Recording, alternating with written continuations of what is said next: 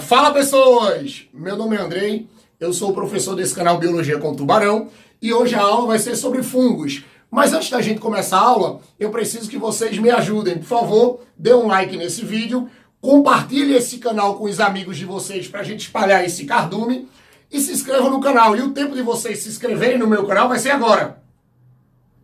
Pronto! Eu sei que agora vocês já se inscreveram no canal, então agora a gente já pode começar a aula. Lembrem que quando a gente fala de fungos, uma coisa que cai muito nesses vestibulares são as características dos fungos. E quando a gente trabalha com essas características, vocês não podem esquecer sobre esses seres, que eles são eucariontes e heterotróficos. Lembrem que esse heterotrofismo é aquela coisa de ser consumidor, o fungo ele vai ser um cara consumidor. Vocês podem encontrar em algumas questões que eles também são decompositores. A gente tem alguns fungos que eles também são decompositores no ambiente, cuidado com isso. Lembrem que eles podem ser tanto unicelulares quanto multicelulares. Aí vem o primeiro detalhe, eles podem ser uni ou multi. E lembrem que as células dos fungos, elas podem ser mononucleadas ou binucleadas. Ah, o que é isso, Andrei? Tubarãozinho, ou ela vai ter um núcleo, ou ela vai ter dois núcleos. Cuidado com isso aí. E um detalhe ainda maior. Os fungos multicelulares, eles podem apresentar uma estrutura corporal que a gente trabalha da seguinte maneira. Tudo começa a partir de células, o conjunto de células formam hifas, o conjunto de hifas formam micélio e o conjunto de micélios formam o talo, ou, como vocês já podem ter escutado por aí, como corpo de frutificação. Agora, vamos para os detalhes dessas estruturas, ou dessa estrutura. Cuidado que, quando se falar de hifas, vocês têm que lembrar que as hifas elas podem ser classificadas. Vejam aqui a imagem. Bota aí, menina, a imagem. Ó, tá vendo essa imagem aí? Ela tá mostrando exatamente os tipos de hifas. Você vai ter uma hifa que pode ser septada, porque quando as células se juntam, elas não perdem essas membranas de separação. Essas membranas de separação são chamadas de septos. E como vocês estão vendo aí, tem septadas que em cada célula só tem um núcleo. Aí são as monocarióticas. Tem septadas que em cada célula tem dois núcleos. São as septadas dicarióticas. Ah, mas eu estou vendo uma imagem aí embaixo. Vê essa imagem aí. Esse segundo tipo de hifa que está aparecendo aí na imagem, ela não tem as membranas de separação. Mistura todos os citoplasmas. É o que nós chamamos de hifas cenocíticas. Então, cuidado com essas histórias dessas classificações de hifas. Preste atenção, elas podem ser septadas, e as septadas podem ser monocarióticas ou dicarióticas. Se não tiver os septos de separação, elas são as cenocíticas. Aí o que acontece? O conjunto dessas hifas vão formar um emaranhado, tira a imagem, vão formar um emaranhado chamado de micélio. Aí vocês vão ver, ó essa imagem aqui, bota a imagem de novo. Pronto, essa outra imagem que entrou agora, vocês estão vendo que está mostrando bem o micélio e o corpo de frutificação.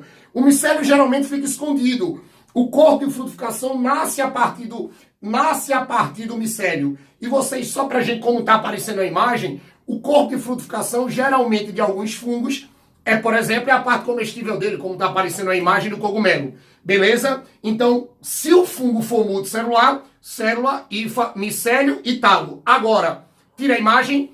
Quando a gente volta para cá, lembrem que os fungos, eles apresentam uma parede quitinosa. Lembrem que a parede celular do fungo é de quitina, aquele polissacarídeo. Lembrem que eles armazenam glicogênio. Cuidado que tem muita gente por aí que erra a questão de vestibular dizendo que o fungo guarda amido. O fungo não guarda amido, o fungo guarda glicogênio. Eles são encontrados em todos os ambientes, a gente vai ter fungos em todos os ambientes, quando a gente fala todos os ambientes, tanto ambientes aquáticos como ambientes terrestres. E eles, quando nós falamos da reprodução desses fungos, lembrem que o principal modo de reprodução dos fungos é por esporos. Aí quando a gente fala dos esporos dos fungos, lembrem que nós temos dois tipos de esporos. O esporo ele pode ser sexuado e assexuado. Se for assexuado, ele é produzido por mitose. Se for sexuado, ele é produzido por meiose, e a gente não pode esquecer disso. E um detalhe, lembrem que os fungos eles ainda realizam relações ecológicas. Eles podem realizar uma relação ecológica negativa, como o parasitismo, ele pode parasitar outros seres, como o fungo pode fazer uma relação positiva.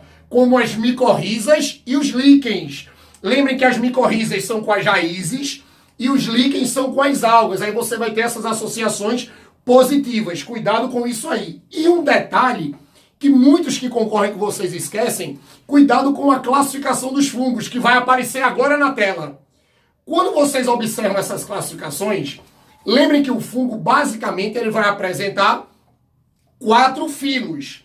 Esses 4 filos são os principais que aparecem nos concursos. Aí você tem aí na imagem, por exemplo, o filo Chytridiomycota, que é um filo que eles são os prováveis ancestrais dos fungos, são encontrados em meios aquáticos e solos úmidos próximos de meios aquáticos, e eles podem ser decompositores ou parasitas. Então vocês vão encontrar aí os Chytridiomycotas. E um detalhe, lembre que como eles são de meio aquático, o esporo dele apresenta um flagelo. Seu esporo apresenta um flagelo. Tomem cuidado com isso. O segundo filo que está aparecendo aí é o filo Zygomycota, ou como as pessoas chamam de Zygomicetos.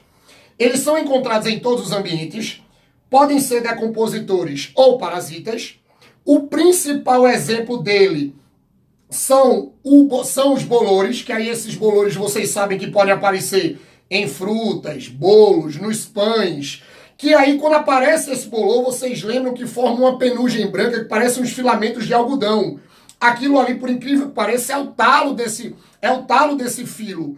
É exatamente o que nós chamamos, é o corpo de frutificação. E os pontos pretos daqueles filamentozinhos que parecem o algodão são os esporângios. É dali onde vai sair os esporos. O terceiro já é um cara mais conhecido, que é o Ascomiceto ou Ascomycota. Eles apresentam hifas denominadas diáscos. E lembrem que é dentro dessas hifas que nós vamos formar os ascósporos, que são os esporos sexuados, que são responsáveis por essa reprodução. Lembrem que o seu talo, o seu corpo de frutificação é chamado de ascoma ou ascocarpo. Ascoma ou ascocarpo.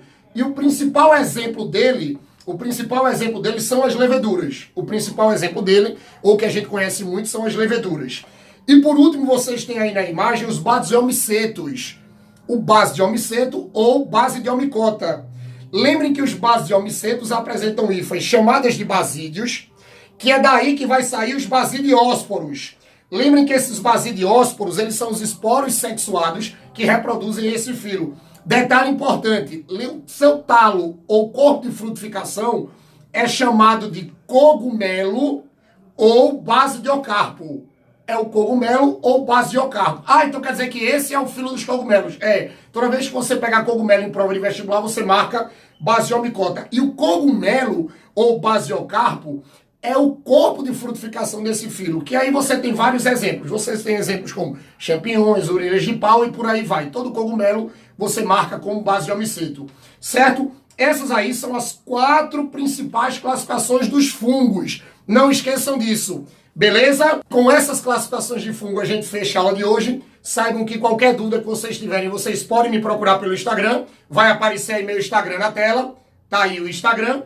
E é com isso que a gente fica por aqui hoje. Beijo no coração de todo mundo. Até a próxima. Valeu!